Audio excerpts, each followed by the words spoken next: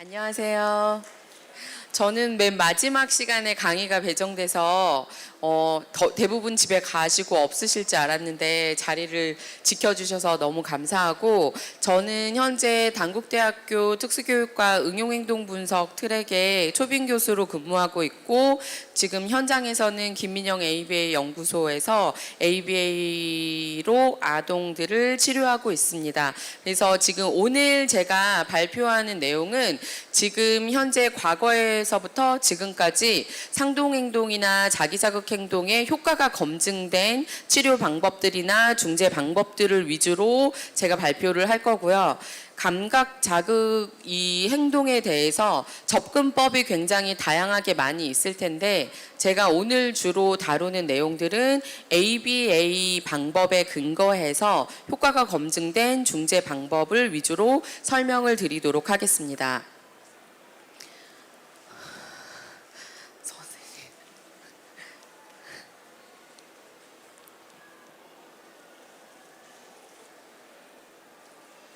됐네요. 네. 제가 1시간이 굉장히 짧기 때문에 평상시보다 조금 더 스피디하게 강의 진행을 하도록 할게요. 오늘 제가 1시간 동안 다룰 내용은 감각 추구 행동 누구에게 나타나는가, 그리고 감각 추구의 원인을 보는 감각 추구가 왜 일어나는지 원인에 대해서 살펴볼 거고, 가장 잘 알려져 있는 효과가 검증된 방법으로 대체 행동 지도하기, 경쟁 반응이나 경쟁 자극 찾기, 다음에 RIRD 기법이라고 해서 이 자기 자극 행동하는 거를 끝까지 완성하지 못하도록 반응을 제지하고 그 다음 다른 행동으로 전환시키는 기법이 있거든요. 그래서 RIRD 반응 방해, 다른 행동으로 전환하는 방법, 그리고 다른 행동 차별 강화, 이렇게 4가지에 대해서 간략하게 설명해 드리도록 하겠습니다. 먼저 감각 추구가 누구에게 나타나는지 한번 살펴볼 건데요.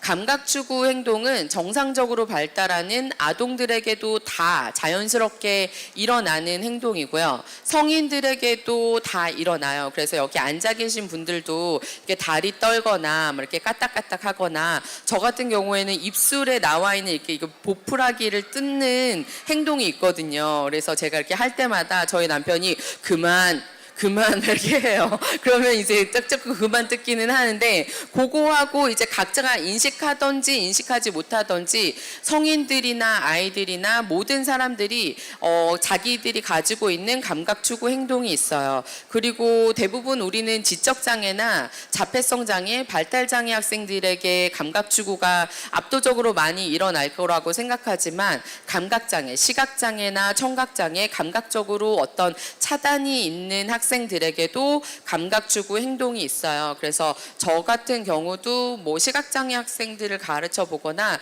이런 친구들이랑 같이 공부를 하거나 그러면 막 이렇게 앞뒤로 이렇게 몸을 흔드는 이런 행동들을 보거든요. 본인들은 몰라요. 그런데 이제 보면은 졸고 있나? 그러면 졸지는 않는데 이런 행동들을 좀 반복적인 행동을 보여요.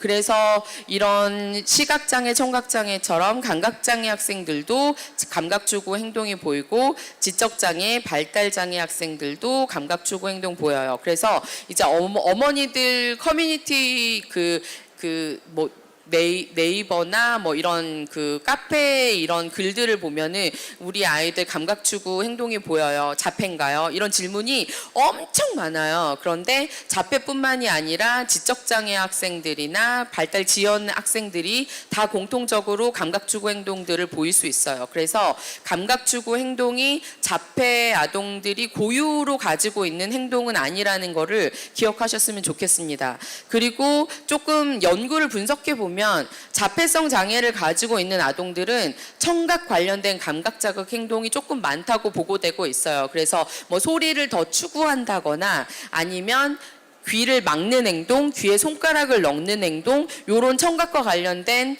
행동은 자폐성 장애 아동들에게 압도적으로 더 많이 일어나고 있어요. 이거는 아마도 지적장애나 다른 발달장애 친구들보다 청각적으로 훨씬 더 예민하기 때문에 자폐 성향을 가지고 있는 친구들에게는 청각을 막는 거, 청각을 추구하는 거, 이런 행동들이 다른 장애 영역보다 집중적으로 나타난다고 보고하고 있습니다. 감각주구나 상동행동은 뭔가 어떤 감각을 지금 저기 뭐 이렇게 프로젝터 빛이 막 너무 현란해갖고 자꾸만 쳐다보게 되는데 어떤 감각을 이렇게 추구하거나 아니면은 같은 행동을 반복적으로 하는 거, 이 모든 것들을 영어로는 스테레오티피라고 하는데 감각추구 상동행동의 중재 같은 경우에는 일단 우리 아이가 폭력적이거나 공격적이거나 자해 행동 등의 행동이 보이면은 감각추구는 사실 중요한 문제 행동은 아니에요. 그래서 공격, 자해, 폭력적이고 뭐 분노 발작이 너무 빈번하게 일어난다거나 그런 문제 행동이 있다면 요거 먼저 중재를 해야 돼요. 근데 이제 조금 크다 보니까 이런 것도 잡혔고 별 큰 공격적이거나 자해의 문제 행동은 보이지 않는데 중요한 문제는 아니지만 이런 것들이 감각추구가 지속되고 있다. 요런다면은 이제 우리가 감각추구의 중재를 들어가야겠죠.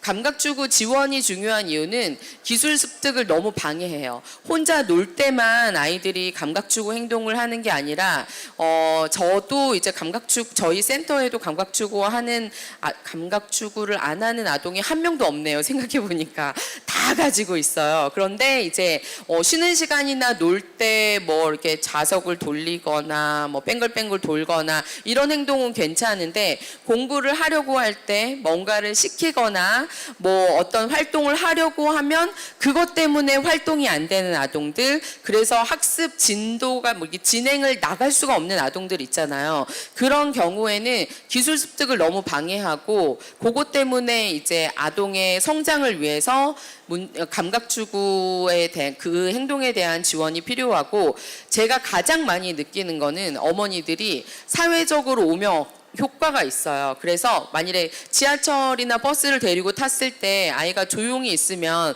괜찮은데 으악 소리 나면 사람들이 다 쳐다보잖아요. 그래서 뭐 사회적인 기술이나 언어 기술이 아무리 높다 하더라도 부모님들이 데리고 다니고 어디 이렇게 이동을 하다 보면은 그런 것 때문에 사람들이 다 쳐다보고 관심이 집중되고, 그래서 아이가 가지고 있는 기능보다 훨씬 더 장애도 심각해 보이고, 그래서 오히려 뭐 이게 분노 발작 가끔씩 일어나는 것보다 자주자주 보이는 감각추구 행동에 어머니들이 되게 못 견뎌 한다는 거를 제가 수년에 걸쳐서 경험하고 있거든요. 그래서 저거 너무 꼴보기 싫어요. 이렇게 대부분 그래요.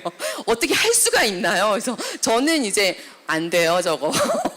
공부할 때 안 하게 하고 뭐 쉬는 시간에 하는 건 하지만 어머니들은 얘가 공부할 거 다 하고 쉬는 시간에 이거 해도 딱 이 순간이 너무 꼴보기가 싫은 거예요. 그리고 다른 사람들도 이상하네, 뭔가 노는 게 이런 이 사회적 오명 효과 때문에 이제 감각추구 지원이 필요하고, 이제 굉장히 흥미로운 연구는 뭐가 있냐면 2세 정도까지 정상적으로 발달하는 아동하고 발달 지연이나 자폐가 있는 아동들의 감각추구 행동을 분석해 본 연구가 있는데 2세 정도까지는 정상적으로 발달하는 아동이나 자폐나 뭐 지적장애나 다 감각추구 활동이 훨씬 많아요. 압도적으로. 뭐 우열을 가리기가 어려울 정도로 왜 다 뭐 딸랑이 빨고 장난감 밀고 줄 세우고 장애가 있건 없건 다 그런 행동들을 보이는데 2세 이후가 지나가면 정상적으로 발달하는 아동의 특징은 감각 자극,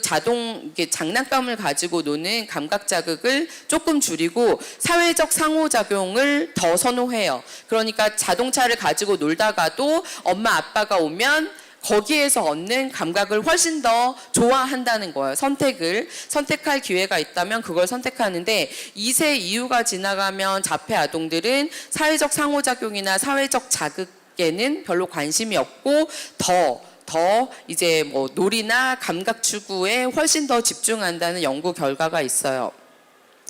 그래서 감각 추구는 그럼 얘들이 도대체 왜 하는가? 이제 지금까지 연구되어진 결과를 보면 일단은 얘네들이 계속 정상 범주에 발달하는 아동들에 비해서 안 하는 감각 추구 행동을 하니까 그냥 자연스럽게 그렇다면 감각을 처리하는 데 문제가 있을 것이다라고 가설을 하는 게 있고요. 다음에 재밌는 건 빈곤한 환경이에요. 그러니까 너무 정말 찢어지게 가난한 게 아니라 얘가 그냥 혼자 있는 시간이 너무 많은 경우에 그렇잖아요. 혼자 있으면 저도 평상시에 이런 데서 노래 잘 안 하는데 혼자 있으면 그렇게 콧노래를 해요. 그러니까 혼자 있으면 이제 뭔가 정막을 깨기 위해서 혹은 TV를 반드시 켜야 되거나 뭔가 감각이 조금 어느 정도 있어줘야 되잖아요. 그래서 이제 방임이 되거나 아니면 저는 또 많이 경험한 게 어머니들이나 이제 부모님이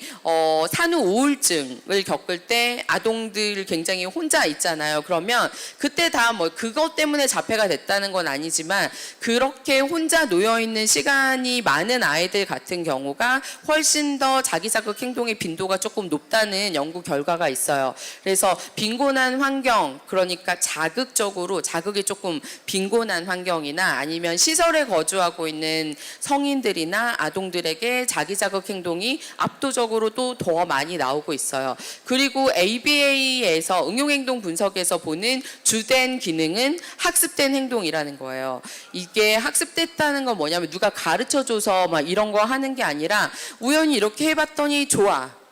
그래서 요거를 이제 계속 지속적으로 한다는 거예요. 그래서 행동 분석에서는 생명 유지와 관련된 먹고 마시고 숨쉬고 뭐 이렇게 뜨거운 거 피하고 요런 거 반사 반응이 아닌 다른 모든 행동들은 학습됐다고 보고 있어요. 그래서 자기 자극은 정말 생존과 관련된 건 아니잖아요. 그러니까 일단 이렇게 해보고 재밌어서 계속 그 행동을 하는 학습된 행동이라고 ABA에서는 보고 있습니다. 그러면 이 행동을 통해서 얘네들이 뭘 얻는지 기능을 분석해 본 연구들이 있는데요. 자동적 강화, 그러니까 내가 나에게 재미를 주는 거예요. 그래서 자동적 강화, 혼자 놀 때 혹은 특정 자극과 함께 일어나는 경우가 있는데 이거는 내가 그거 가지고 놀면서 혹은 뭐 몸을 이렇게 만지면서 기쁨을 얻는 거죠. 뭔가 즐거운 게 있으니까 하는 거. 그래서 자동적 강화의 기능이 가장 크고요. 그 다음으로 강력한 거는 회피예요. 이거 같은 경우에는 제가 임상적으로 경험한 건 뭐냐면 어렸을 때는 그냥 가지고 놀다가 자기 자극 행동 뭐 불빛도 보고 타요 버스 다음에 타요에 나오는 기차 있잖아요. 그 노래 막 너무너무 지긋지긋해. 애들이 너무 막 그거 뭐 엄청 듣는 거 좋아하거든요. 어렸을 때는 그런 거 그 자극 자체가 좋아서 계속 추구하는 것도 있지만 어느 정도 아이들이 학습도 해야 되고 성인들에 의해서 과제가 지속적으로 주어지면 회피 기능도 굉장히 많아요. 그러니까 처음에 좋아서 했는데 나중에는 자 색칠하자 이렇게 하면 안 해도 되잖아요. 아니 또 왜 또 손을 올려 색칠하라는데 이러면서 과제가 끊긴단 말이에요. 그러니까 이 아이들도 처음에 이렇게 하다가 나중에 선생님이 무슨 말만 하면 이렇게 하니까 안 시켜. 그거 혼내니라고 과제가 끊기는 거예요. 그래서 자동적 이 감각 추구 행동을 하는 경우에 가장 기능이 많은 거는 자동적 강화와 회피예요. 그래서 요거 회피 같은 경우에는 한 5, 6세 이후에 조금 크고 지속적으로 뭐 치료 경험이 누적된 아동들이 이제 나 이제 알 만큼 알아. 선생님이랑 앉아서 놀자 그러면 그러죠. 네가 논다고 말하지만 결국은 시킬 거 알아. 이거거든요. 그래서 회피로 이제 자기가 쓸 수 있는 거 레파토리를 다 돌려보다가 침을 뱉거나 침을 바닥에 다 바르거나 그러면 치료사들이 엄청 고민하거든요. 이거를 닦아 마라. 그죠? 그러면서 치료의 맥이 팍팍팍팍 끊겨요. 그래서 이 아이들도 이제 그거를 여러 번 이 센터뿐만이 아니라 다른 센터에 다 치료사한테 침 뱉었더니 맥이 끊기고 그럼 과제 회피가 이어지기 때문에 요 기능도 굉장히 강력해요. 관심 끌기 기능은 그닥 많지 않아요. 자동적 강화나 회피 행동의 기능이 가장 많고 가장 우리를 고달프게 하는 건 복합적 기능이에요. 그러니까 이렇게 손 이렇게 흔드는 행동으로 혼자 놀 때도 흔들고 시킬 때도 흔들고 엄마 옆에서 관심 끌기 위해서도 흔들고 그러면은 이제 치료사나 부모가 얘가 뭐 때문에 그러는지 이제 굉장히 모를 때가 있거든요. 이 정도 복합적인 기능이 있을 때는 모든 사람들을 미궁에 빠지게 만들 수가 있어요. 근데 이제 조금 이제 보면은 과제 치료실이나 학교에서 뭔가를 하려고 할 때 시작한다? 그러면 회피 기능이 강한 거고, 이제 이런 자동적 강화의 기능이 강한 아동들은 치료할 때나 교육을 받을 때는 괜찮아요. 그래서 저도 너무 이렇게 배신당하는 느낌을 받는 게, 오늘은 1시간 동안 자기 자극 행동 한 번도 안 했어요 라고 상담할 때 옆에서 그렇게 해요. 민망할 정도로. 그러니까 이제 그런 거죠. 네가 시켰으니까 내가 뭐 이렇게 심심할 틈은 없잖아요. 좋아서 심심하지 않은 게 아니라 시키니까 계속 그냥 뭐 이렇게 이거 할 시간이 없어서 했다가, 자 이제 공부 끝, 엄마랑 이야기하는 동안 기다리세요. 그러면 이제 정말 댐 터지듯이 막 이렇게 다 나오는 거죠. 그래서 그러면은 그때는 대부분 엄마랑 교사가 상담을 하고 있는 상황이고 아이는 혼자 있을 때기 때문에 그때는 자동적 강화 기능이 훨씬 더 강해요. 그때 이제 행동 분석가들도 관심 끌기 기능도 좀 있는 것 같아요 라고 생각을 할 수가 있는데, 거의 연구로 다시 분석을 해보면은 이제 자기 자극인 경우가 이제 훨씬 많아요. 통계적으로 심심할 때 가장 많이 나타나는 거기 때문에 자동적 강화, 내가 나를 조금 그런 행동을 통해서 기쁘게 하는 거죠. 감각주고 행동의 종류는 이제 조금 어떻게 나누느냐에 따라서 계속 다르긴 할 건데, 추구하는 거, 그러니까 있는 자극을 계속 찾아다니는 거 있잖아요. 있는 자극을 계속 찾아서 자기가 이렇게 받아들이는 행동의 패턴이 있고, 두 번째로는 자기가 만드는 거. 이거는 내가 만드는 거고, 제가 지금 지도하고 있는 아동은 그 타요 메트로 버스 있잖아, 메트로 그 기차의 노래를 듣다가 최절정에서 이렇게 소리를 내거든요. 근데 그 아이는 의사소통이 가능해요. 그래서 제가 너 도대체 왜 이렇게 소리를 지르니? 그랬더니 노래 부르고 싶어서 라고 자판을 썼어요. 그 아동은 정말 그 이야기를 듣고서 다시 봤더니 항상 그 노래의 클라이막스에 음성상동을 하는 거야. 이렇게. 그래서 이제 저는 노래 부르고 싶으면 그렇게 하지 말고 허밍으로 좀 대체를 해줬거든요. 그러니까 그 항상 듣던 부분에 절반은 하고 절반은 저를 보고 이렇게 허밍을 하더라고요. 그래서 이제 요거는 문제 해결이야. 자기가 노래를 부르고 싶은데 이 뽀로로 동요나 타요버스 동요나 이런 것들은 속도가 엄청 빨라요. 그래서 언어가 어눌한 아동들은 빠른 속도로 따라 부를 수가 없으니까 노래는 불러야겠고, 그래서 막 이렇게 소리를 내는 거거든요. 그래서 이제 감각을 추구하는 행동, 스스로 감각을 만드는 행동, 그리고 뭐 회피하고 싶거나 뭐 놀고 싶을 때, 노래를 부르고 싶을 때 문제, 그걸 하기 위해서 하는 행동들이 있어요. 그러면은 또 다른 형태적으로 나눠보면요, 모터, 움직임을 포함한 감각 추구예요. 그러니까 한 부분을 계속 반복적으로 흔드는 거 있잖아요. 몸의 부분을 반복적으로 흔드는 게 움직임을 포함한 감각 추구 행동이고요. 물건 상동 행동은 이제 장난감이나 특정 사물이 개입돼서 계속 같은 행동을 반복적으로 하는 거예요. 돌리기, 줄 세우기, 먹기, 입에 넣기도 손이 아니라 꼭 사물을 입에 넣는 아동들 있잖아요. 그런 거 같은 경우에도 물건 상동에 들어갈 수 있어요. 다음에 음성 상동, 기능이 없는 소리를 반복적으로 내는 거예요. 단어도 아니고 맥락 없이 웃는 거. 저 같은 경우에는 애가 수업 도중에 막 이런 거 있잖아요.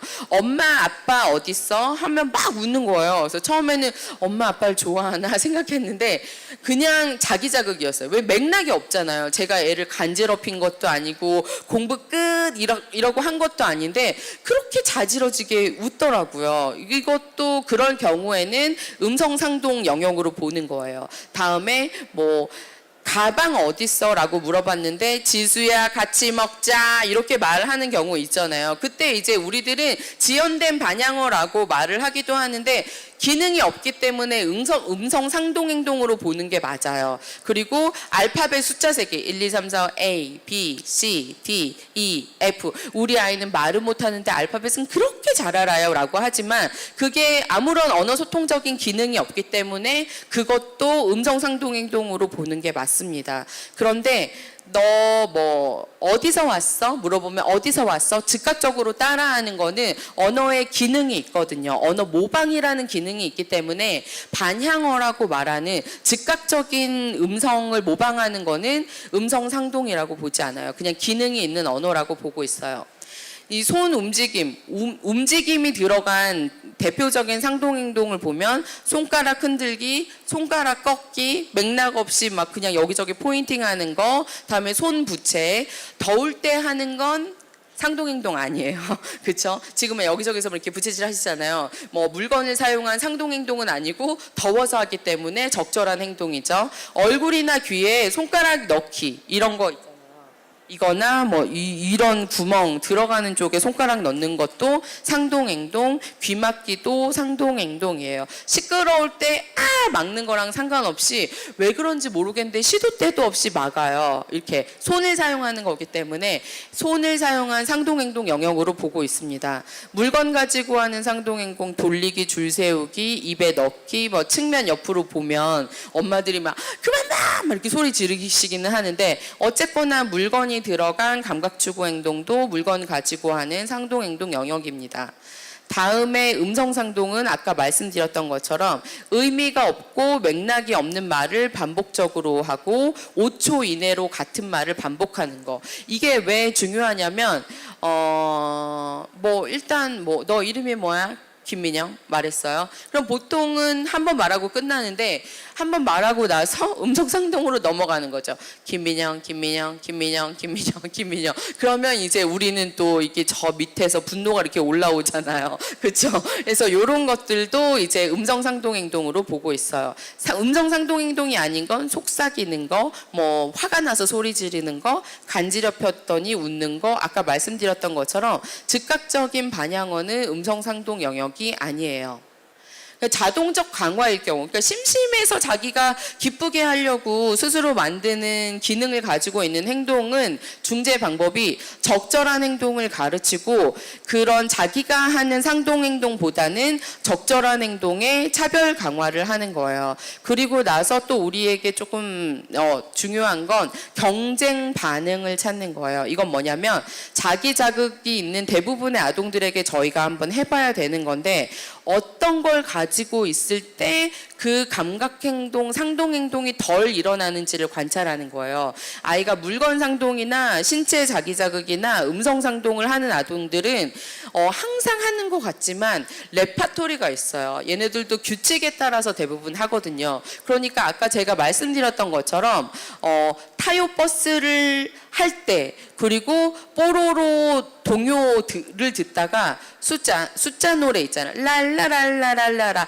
딱 그 부분에서만 음성상동이 폭발하는 아동이 있어요. 혹은 이 타요 버스를 옆으로 눕혀서 왔다 갔다 하면서 타요 방구 소리를 찾는 애들 이런 애들이 있거든요. 근데 꼭 그거 할 때는 감각 자극 추구가 심한데 그 쭉쭉이 뭐 개구리 알이나 다른 거 뭐 클레이나 이런 거 가지고 놀 때는 음성상동이 안 일어나는 그런 자극을 찾는 게 굉장히 중요해요. 그래서 어떤 것들과 함께 있을 때 자기 자극 행동이 덜 일어나는지를 찾는 거고 네 번째는 반응을 제지하는 거예요. 블락킹. 자 보세요. 이렇게 하려고 그러면은 이렇게 손을 올리는 순간 블락킹을 어떻게 할까요?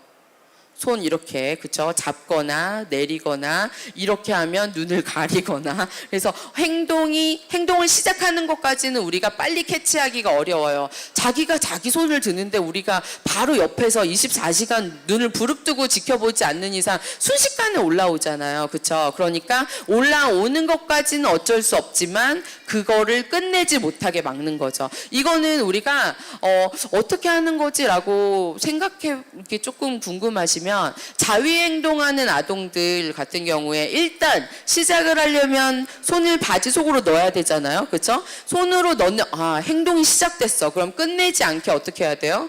빼면 되죠. 그렇죠? 고추를 만지거나 그 부위를 만져가지고 감각을 느끼기 전에 블락킹을 하는 거예요. 그래서 이제 제지하는 반응 제지 방법을 사용할 수가 있습니다.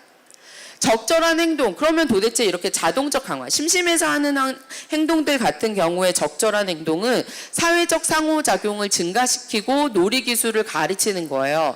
사회적 상호작용, 가만히 내비두면 사회적 상호작용 안 하고 장난감이나 뭐 이런 거 가지고 자기 자극 행동을 하기 때문에 촉구를 통해서, 혼자서는 안 하니까 엄마한테 공 굴려봐, 뭐 이거 던져봐, 엄마 따라해봐, 이런 식으로 사회적 상호작용을 아무리 해도 안 돼요. 그러니까 신체적인 촉구를 통해서 계속하면서 강화를 줘서 사회적 상호작용을 증가시키고 놀이 기술을 가르쳐요. 이것도 타요 버스만 가지고 노는 애들은 다른 거 주면 잘 안 가지고 놀거든요. 그러니까 이것도 촉구를 통하거나 응용행동 분석에서 사용하는, 굉장히 자주 사용하는 기법 중에 하나는 페어링이에요. 이거는 내가 선호하지 않는 자극, 중립적인 자극.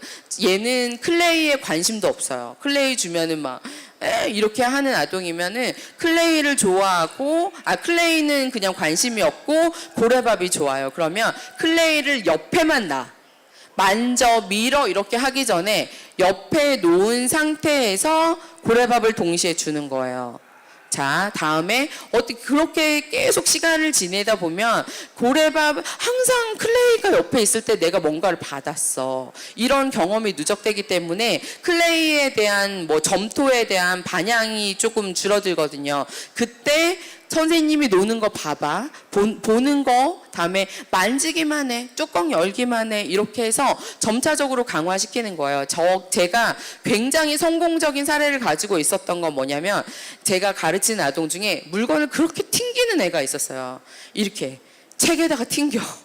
튕기는데 이게 던지는 맛도 있지만 튕기는 거 그렇게 보면서 좋아하더라고요. 근데 저는 이제 시각적인 추구가 있으니까 책이랑 페어링을 시켰거든요. 그래서 책을 꺼내면 제 뺨을 그렇게 때렸어요. 그래서 2시간 조기교실 가르칠 때 뺨 20-30번 정도 맞았거든요. 책 보자. 바로 조그만데 엄청 세게 때렸거든요. 그래서 보지도 마. 책 옆에 있고 걔는 빼빼로를 좋아해서 빼빼로 먹어. 책 잘 보네. 책 근처에만 있었거든요. 책 잘 보네. 빼빼로 먹고 나중에는 책 가지고 와. 혹은 여기 두드려봐. 이렇게 해서 빼빼로 먹이고, 그래서 그 세션 끝나고 갈 때는 책이 없으면 치료실 나가지를 않았어요. 왜냐면 너무 좋아해서 나갔어요. 그래서 제 책 몇 권 훔쳐갔어요, 걔가. 그 정도로. 그래서 중립적인 자극이나 관심 없는 것들을 먼저 보여주고 그 다음에 선호하는 자극을 동시에 제공하는 방법을 페어링이라고 해요. 그래서 처음부터 책을 봐, 여기 뭐 있어, 이게 아니라 점차적으로, 얘가 느끼지 못할 정도로 점차적으로 스며들게 하는 거예요. 그래서 놀이 기술을 확장해서 가르치면 감각 추구 행동이나 이런 패턴들이 감소된다는 연구 결과가 있어요. 놀이가 없어요. 어떻게 해요? 이렇게 하시면은 일단 간단한 놀이부터 시작하는데, 처음에는 촉구나 해봐 이런 지시 없이 딱 줘보고 어떻게 가지고 노는지를 먼저 관찰을 하세요. 해서 그냥 이렇게 만지고 끝난다.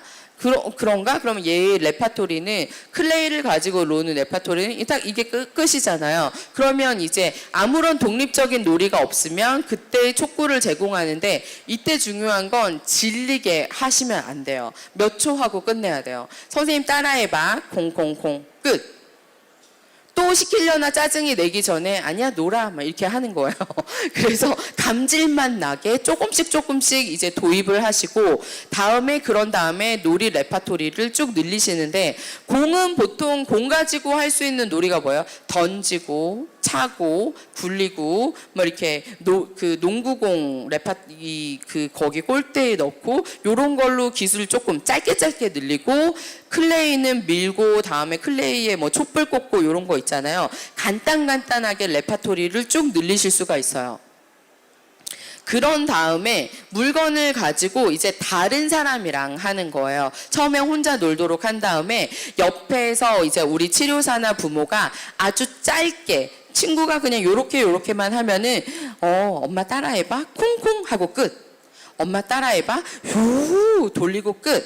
이렇게. 그래서 2, 3초가 넘지 않도록 레파토리를 짧게 짧게 가르쳐서 놀이 기술을 가르치고 혼자 이제 놀지 않는 거죠. 왜냐하면 엄마가 하는 거 따라하고 선생님이 하는 거 따라하고 강화를 많이 받고 칭찬을 많이 받으면 이제 이 놀이 기술을 점차적으로 확대하는 거예요. 처음에는 코끼리 모형 가지고 놀면 코끼리 흉내 내면서 쿵쿵쿵 걸어가는 거, 다음에 먹이는 거 흉내 내고 그러면 언제까지 이렇게 가르쳐야 되냐면 코끼리를 줬을 때 혼자 쿵쿵하고 혼자 먹이는 거 한번 해보고 요런 거 될 때까지 자연스럽게 이건 되게 인내심이 필요해요. 그래서 자꾸 해보려면 도망가는 녀석들도 되게 많거든요. 그래서 요런 식으로 하나만 아동들이 보면 놀이 기술이 아예 없는 게 아니라 하나 하고 도망가. 그쵸?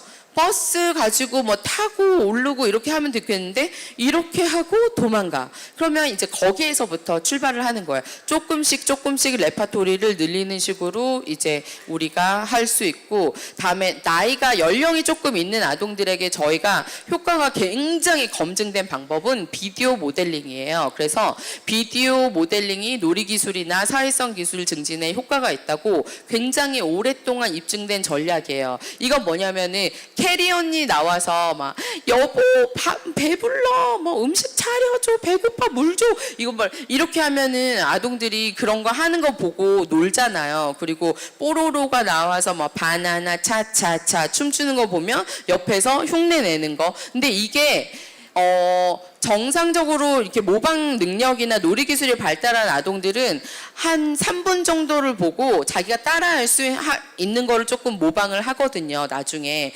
그런데 우리 이제 발달 지연이 있는 친구들 같은 경우에는 비디오 모델링을 시키려면 세그먼트 기법이라고 해서 10초나 굉장히 짧은 거를 보여주고 따라하게 해야 돼요.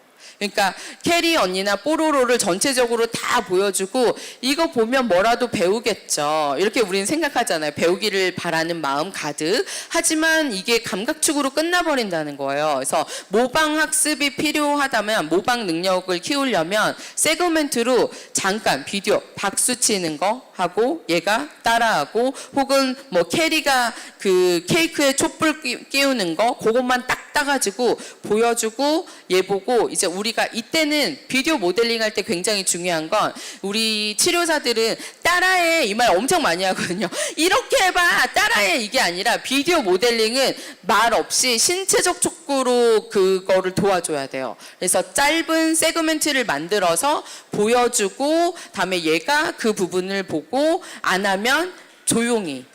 왜냐하면 우리가 얘처럼 따라해봐 이렇게 말하면 비디오를 보고 모델링을 하기보다는 그냥 선생님이 시켰으니까 하는 지시 따르기로 끝나는 경우가 많거든요. 그래서 이제 비디오 모델링을 하실 거면 짧게 쪼개가지고 보여주고 아동이 따라하게 하고 강화를 주고 이런 식으로 해서 놀이기술 확장을 할 수가 있어요. 비디오 모델링이 효과적이려면 동작 모방이 있어야 돼요. 다음에 사물 모방, 상대방이 하는 행동을 보고도 모방을 하는지. 다음에 비디오 모델링은 컴퓨터나 뭐 패드나 아니면 핸드폰을 보고 하는 거잖아요. 이 아이가 모델링이 가능한지 안 하는지 어떻게 아냐면 여기 스크린에 뭐 바나나 놓고 같은 거 맞춰봐 이렇게 했을 때 정말 여기에 있는 바나나랑 여기 있는 바나나랑 매칭할 수가 있으면 비디오를 보고 모방이 가능하다는 거예요.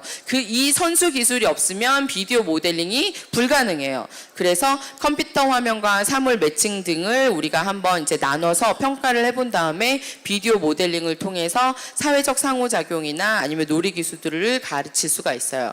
놀이 기술이 아예 없어요. 1도 없어요. 이런 아동들은 어떻게 해야 되냐면 다양한 놀이에 지속적으로 그래도 노출을 해야 돼요. 왜냐하면 자폐 성향이 있는 아동들은 항상 놀던 것만 가지고 놀거든요. 익숙한 걸 가지고 노는 게 더 편하기 때문에. 근데 새로운 장난감이나 놀이 활동에 노출을 지속적으로 시켜주면 언젠가는 그게 익숙해지잖아요. 그래서 그걸로 이제 익숙해지면 그 다음에서야 놀이 활동을 시작하거든요. 그리고 중요한 건 이거예요. 생활 연령에 적합한 놀이를 노출시켜야 되는데 얘가 이제 7세고 초등학교 들어갔다 그러면 타요랑 뽀로로는 조금 줄여야 돼요. 네, 이제 뭐 6, 7세는 이제 생활 연령에 적합하지 않거든. 그거보다 조금 높은 단계로 계속 노출을 시켜서 다른 것도 재밌다는 걸 조금 보여주셔야 돼요. 그래서 이제 감각 추구 행동이 덜 일어나고 아이가 좋아하는 활동 리스트를 찾는 것이 굉장히 중요해요. 이걸 가지고 놀 때는 그 행동을 안 보이네? 이런 리스트들이 있거든요. 그래서 그런 거를 찾으시는 게 핵심이에요. 다음에 경쟁 반응은 제가 아까 말씀드렸던 것처럼 이거는 종류가 조금 두 가지가 있는데 이거 이렇게 막 이렇게 하는 아동이나 아니면 이렇게 모서리 이렇게 찍는 아동들 있거든요. 꼭 이런 데 이렇게 찍어보는 아동들, 이런 거랑 비슷한 감각을 얻을 수 있는 피아노 누르기, 이런 거를 이제 한번 시켜보는 거죠. 혹은 클레이 반죽 누르기 요런 거 있잖아요. 그래서 형태는 같지만 느낌 비슷하지만 꼭 요런 모서리는 위험할 수 있으니까, 그래서 다른 걸로 조금 대체하는 거. 다음에 이렇게 하는 거 같은 경우에는 촉지각을 추구하는 경우가 많거든요. 그러니까 큰 거 왔다 갔다 하는 것보다 약간 손가락을 오물오물 거리면서 느낄 수 있는 장난감, 뭐 구슬 끼우기나 아니면 조그만한 블럭 끼우기 이런 거 있잖아요. 그런 것들이 이제 훨씬 더 적합한 놀이 형태라고 볼 수 있어요. 그래서 이제 또 재밌는 건 뭐냐면은 이렇게 눌러가지고 이런 행동이 있는 아동들은 제가 지금 현재 가르쳐서 피아노를 반짝반짝 작은 별, 나비야 떴다 비행기 다 쳐요. 타요까지 쳐요. 그래서 가르쳤거든요. 그래서 이제 피아노를 주면서 오늘은 무슨 노래 칠 거야? 그러면 떴다 비행기 쳐봐. 그러면은 뭐 떴다 이거 치거든요. 근데 이제 그거는 저희가 전환하기는 한 거지만 제가 그 아이를 2년 동안 지도하면서 느낀 거는 그래도 혼자 있으면 이게 편하구나. 요거는 이제 제가 좀 절망감을 느낀 영역이기는 해요. 그래서 어쨌거나 꼭 항상 요것만 하다가 이제 피아노도 누르고 클레이도 누르고 다른 영역으로 확장하는데, 비슷한 느낌의 놀이는 아닌데 얘가 또 좋아하는 게 있어요. 연필 꼭다리 돌리는 거, 뭐 이런 거 있잖아요. 요거랑은 다른 건데 이거 할 때는 또 동시에 할 수가 없잖아요. 그래서 이 아동들은 피아노 치는 것보다 뭐 형태는 다르지만 더 다른 활동을 더 선호할 수가 있어요. 그래서 그 활동을 찾는 게 핵심이에요. 경쟁, 동기, 감각적으로 비슷한 활동이나 자극은 감각추구 활동의 동기를 약화시킨다는 건데, 저희 ABA에서는 어떤 식으로 사용하냐면 그거를 강화처럼 사용하거든요. 그래서 타요버스 노래를 좋아한다 그러면은 강화제로 뭐 어떤 활동을 하고 나면 잘했어 하고 그걸 듣게 해요. 자주 듣게 해요. 그러면은 굳이 그거를 들으려고 텐트럼을 부리거나 뭐 일부러 더 찾아 듣지 않겠다는 전제하에 하는 거예요. 자, 들어라, 마음껏 들어라. 이러면 어떻게 해요? 나중에는 지겨워 이런 느낌이 들겠지 하고 많이 사용하는 거예요. 그래서 불 이렇게 하는 애들은 강화 자극을 막 불 돌아가면 사이키 조명 같은 거 써요.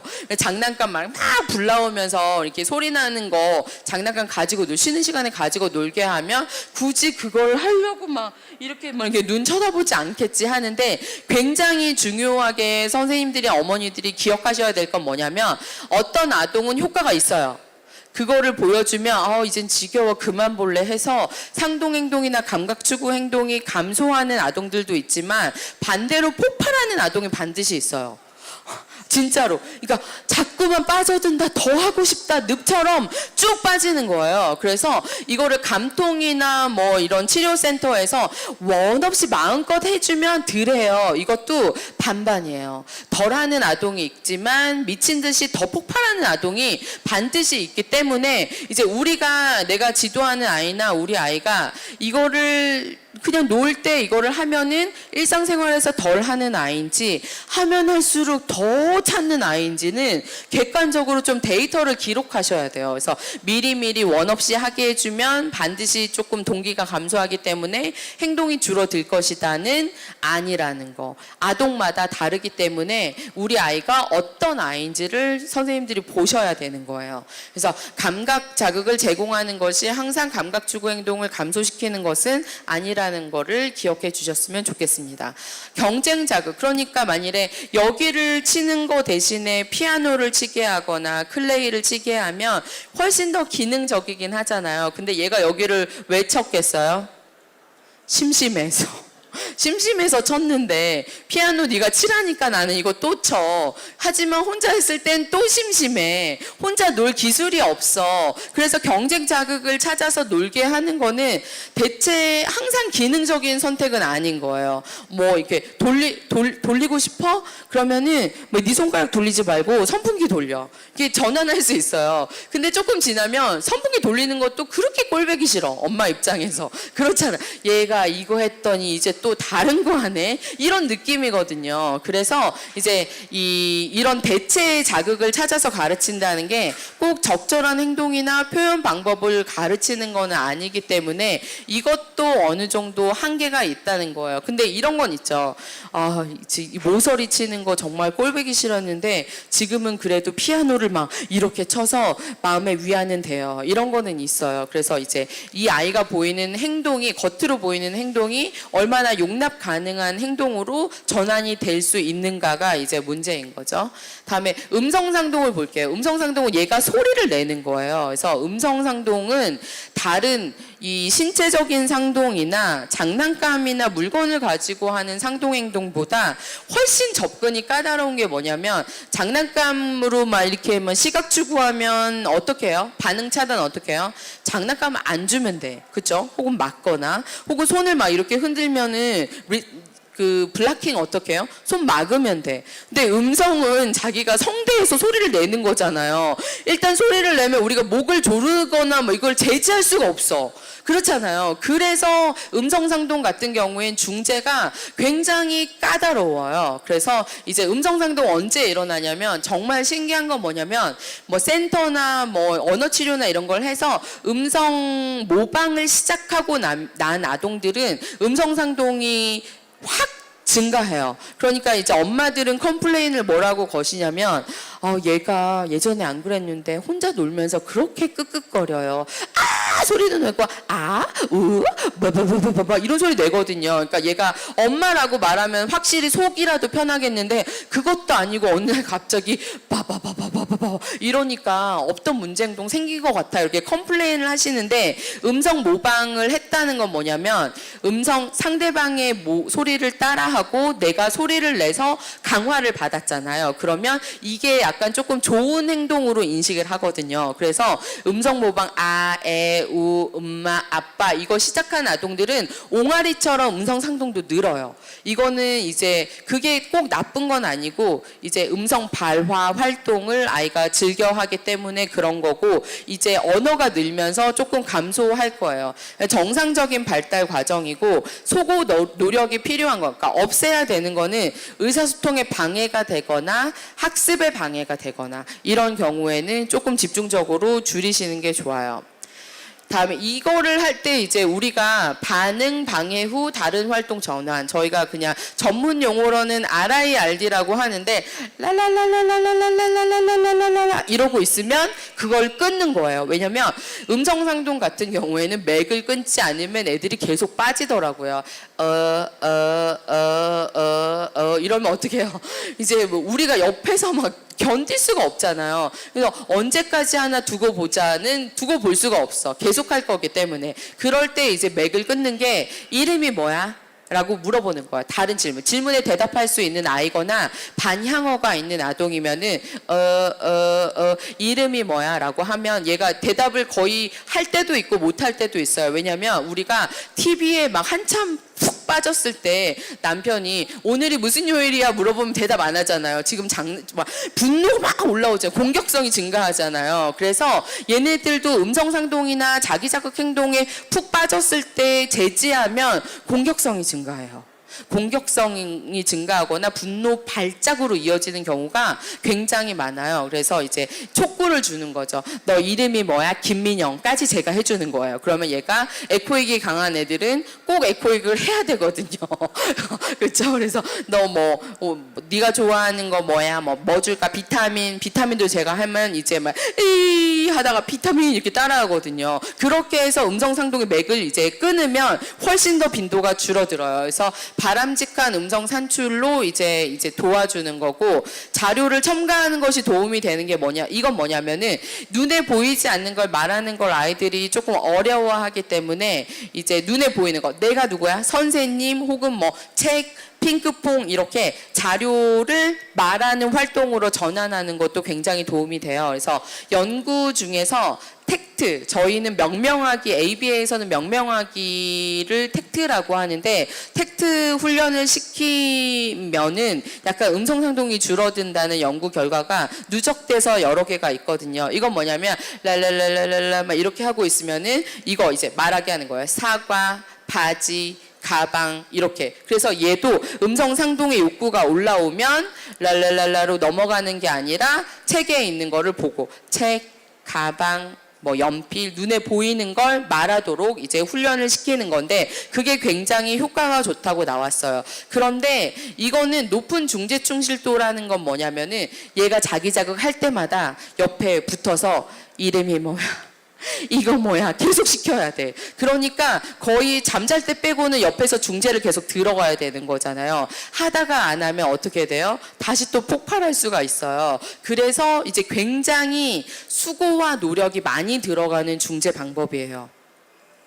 다음에 상동행동 움직임이 들어갔을 경우에는 아까 말씀드렸던 것처럼 그냥 제지하면 되는데, 이럴 경우에는 이제 적절한 행동을 동시에 지도하는데, 만일에 얘가 뭐 자위행동으로 자기 자극 행동 이렇게 만지려고 하면 손을 제지해서 뭐 박수 쳐, 아니면 예쁜 손 뭐 이런 식으로 다른 활동으로 전환시키는 거예요. 근데 이거 예쁜 손은 너무 수동적인 행동이니까 그거 대신에 뭐 다른 클레이를 주무르게 하거나 풍선에 밀가루를 넣어서 이거 고추 만지는 대신에 이거 만져라 이렇게 이게 대신에 다른 행동으로 전환시키는 거예요. 그런데 특히 움직임이 들어간 행동을 제지하려면 손으로 막아야 되잖아요. 그래서 내가 빠지고 있는 행동에 물리적으로 누가 접근하고 어떤 제지한다는 느낌은 몸을 제지했을 경우에 반감이 굉장히 커요.